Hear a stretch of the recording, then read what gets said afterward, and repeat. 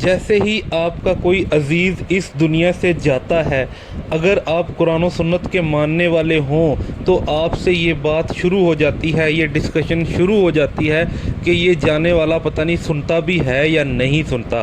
तो मेरे प्यारे अज़ीज़ दोस्तों, बहनों और भाइयों, आज ये वाला आपका कॉन्सेप्ट क्लियर करने के लिए मैं एक बहुत बड़े आलिम कारी अदनान साजिद का एक बयान लेकर आया हूँ, जिससे आपका ये अकीदा क्लियर हो जाएगा कि आपका जो अज़ीज़ है वो इस दुनिया से अगर चला गया है तो इस दुनिया से जाने के बाद क्या वो सुनता है या नहीं सुनता। अगर सुनता है तो किस हद तक सुनता है, और अगर नहीं सुनता तो क्या बिल्कुल ही नहीं सुनता, बिल्कुल ही इस दुनिया से कट हो जाता है। ये वाली चीज़ आज आपको इस वीडियो से बिल्कुल क्लियर हो जाएगी। तो मेरे प्यारे अज़ीज़ दोस्तों, बहनों और भाइयों, आप ऐसे सुनी सुनाई पर अमल ना किया करें। मैं हमेशा कहता हूँ आप इस चीज़ की तहकीक भी ज़रूर कीजिएगा। तो आए मैं आपको ये पूरी की पूरी वीडियो दिखाता हूँ, तो ये देखें। अगर आप अपनी अम्मा की कब्र पे चले जाए और उसे जाके कब्र के ऊपर खड़े होकर तसल्लियां दें, जैसे मौलवी आजकल सोशल मीडिया पे करते हैं, कब्र के ऊपर बैठ के कह रहे होते हैं, ऐ मेरे भाई अब तुम कहो रब्बी अल्लाह नबी जी मोहम्मद फला, ऊपर से बैठ के जवाब दे रहे होते हैं।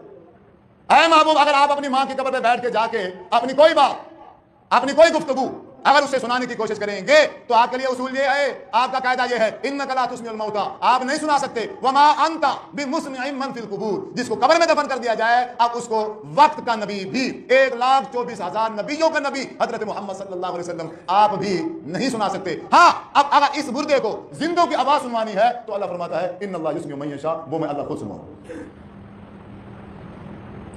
जब हम अपने रिश्तेदार को दफना के वापस आते हैं, हम वो दड़े मारते हैं, जूतियां मारते हैं जोर जोर से, ताकि मेरी जूती की आवाज़ मेरे अबू जी सुन लें कि मैं अब जा रहा हूं। हम में से किसी का यह इरादा होता है अपनी जूतियों की आवाज़ अपनी माँ को सुनाने का? होता है? हमारा यह इरादा होता है जूतियों की आवाज़ मुर्दे को सुनाने का? होता है? नहीं होता ना भाई। हम अगर जूती की आवाज़ अब्बा जी को किस लिए सुनाएंगे? डूब के मर ना जाओ कि बाप के ऊपर खड़े होकर उसको जूतियों की आवाज़ सुनो, अपनी माँ के ऊपर खड़ा होकर उसको जूतियों की आवाज़ सुनो।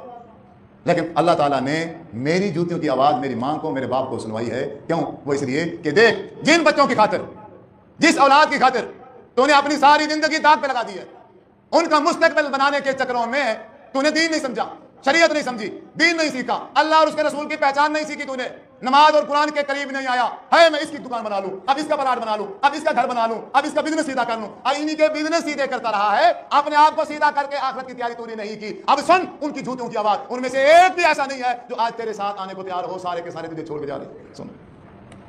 तो देखा मेरे प्यारे अजीज़ दोस्तों, बहनों और भाइयों, उम्मीद करता हूं कि आप लोगों को वीडियो अच्छी लगी होगी और आपने कुछ ना कुछ सीखा होगा।